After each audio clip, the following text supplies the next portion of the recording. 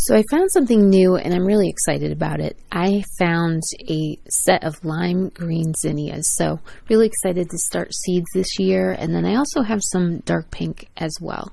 So for zinnias, I start them about a week or two before Mother's Day. And I find that for me, when I'm starting these, they germinate at about 100%. But then if I let them go longer than that, then they kind of start to degrade. So I germinate these zinnias and then I plant them right out into the garden. And these grow so fast, they're so reliable, and I really love it. So I'm excited this year because I have also like lime green hydrangeas, like the snowball variety, and then also I have some lime green coral bells. So I'm feeling like this color pattern will repeat around the gardens in my yard. So I'm really inspired by it. I think it's going to be great. So with zinnias, they are so quick to grow and they're so reliable, but then also the birds love to eat them as well. So this is something that I do every year. And usually I'll plant like maybe 5 or 6 packs of zinnias. And the truth is there's so many individual plants because they all come up. So I'm limiting myself this year to just 2 packs. And I think what I'm going to do is plant like a group of, let's say like 5 lime green plants and then maybe 1 or 2 of the dark pink. And then I'll reverse that in other areas and do like 5 of the dark pink and then have like 1 lime green and 1 or 2 lime green. And I think that'll look really nice around my yard. So this year also I wanted to focus on growing different dianthus, sweet william, carnations, because last year we didn't get much rain and the dianthus were the best thing in the garden and they were just blooming all year. They did so well. So my dianthus act like perennials, and typically I would just divide them and move them around, which I will do that as well. But when I get all these different seeds, then I can add new varieties and new colors. So it is nice for me to be able to grow some new plants, and then I can hopefully turn those into what I call like mother plants. And that way they're established plants, but then I can pull things from that and kind of divide those and move those around my yard. So that's kind of the plan that I generally have.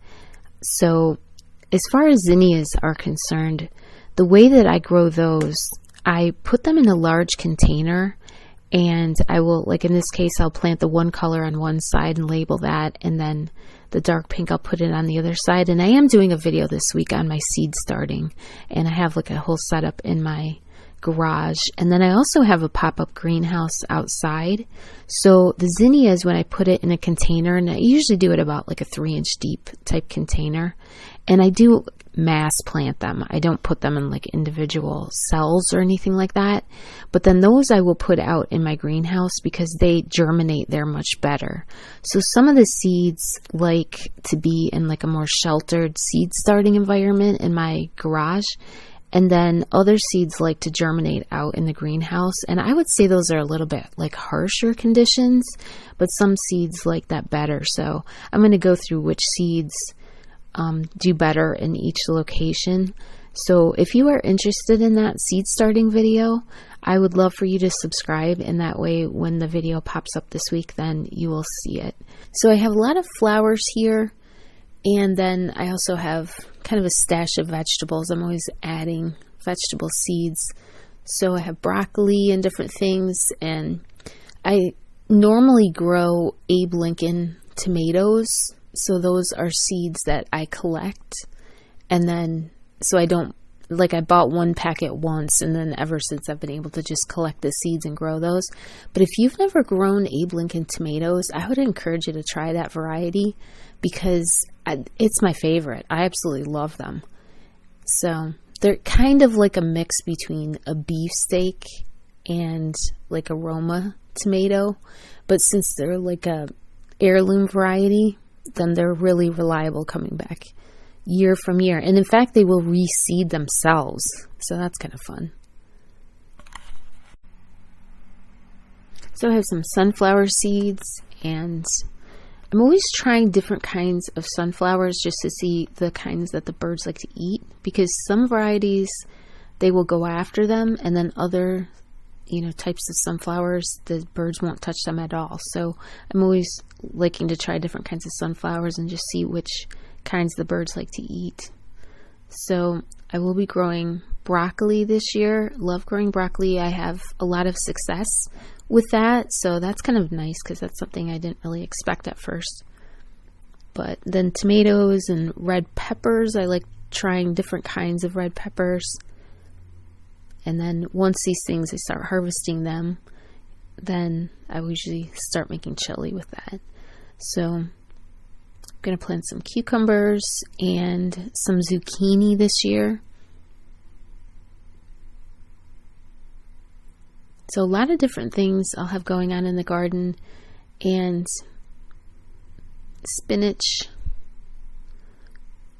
and then lettuce. I love growing lettuce. So spinach I don't have as much success, but I'm going to try it. And, I'm sure every time I do these different things, then I just learn more and more. But I eat a lot of spinach, so I would really like to be able to grow spinach.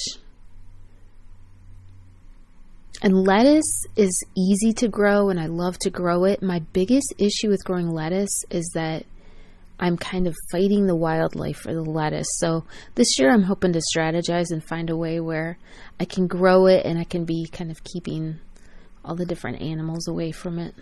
So I have grown it on my countertop too, so I could try that again as well. But yeah, I love eating homegrown lettuce. I think it's just like the best thing.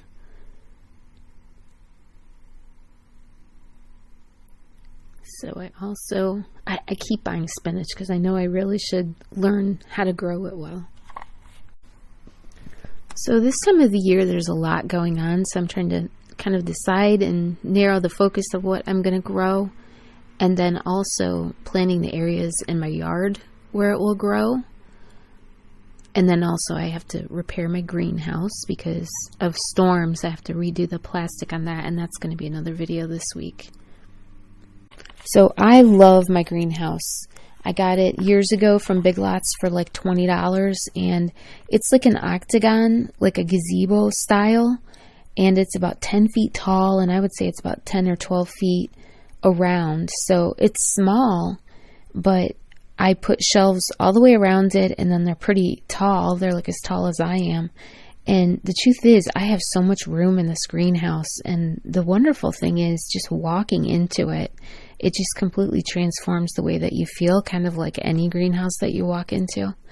And the plants seem to love it. I put it in a part shade location because the years that I would, set it up and then take it back down, I learned that having it in a bit of shade, like part shade and part sun, and then also having it sheltered, so I have it set up near my fence, all of those things kind of combine to make it just like the best location. So I'm really excited to show that video to you this week, where I like redo the plastic. And like I said, I leave it up now year round, and I love that. It's very convenient, and it's just such a great thing to have a little pop-up greenhouse. So hopefully from that video you will get lots of ideas.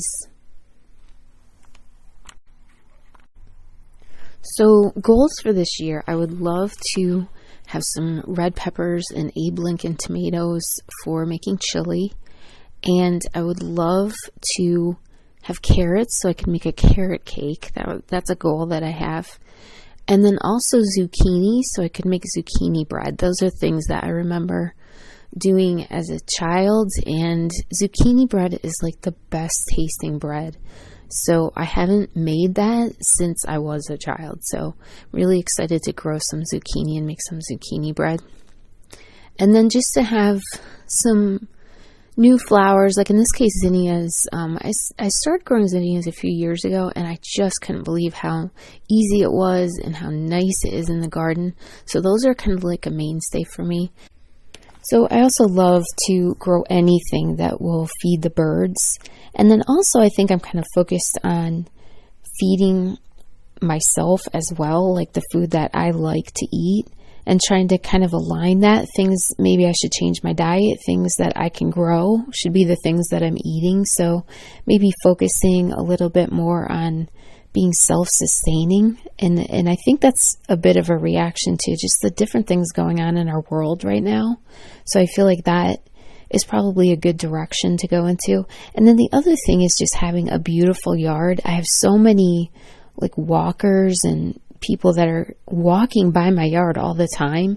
And I really do like to make people smile and maybe give people inspiration. And so, of course, that's flowers. And it could be vegetables as well. So those are the kinds of things that I'm focusing on this year. But thank you so much for watching this video. And I'd love to hear your comments. Would really appreciate that. So thank you so much.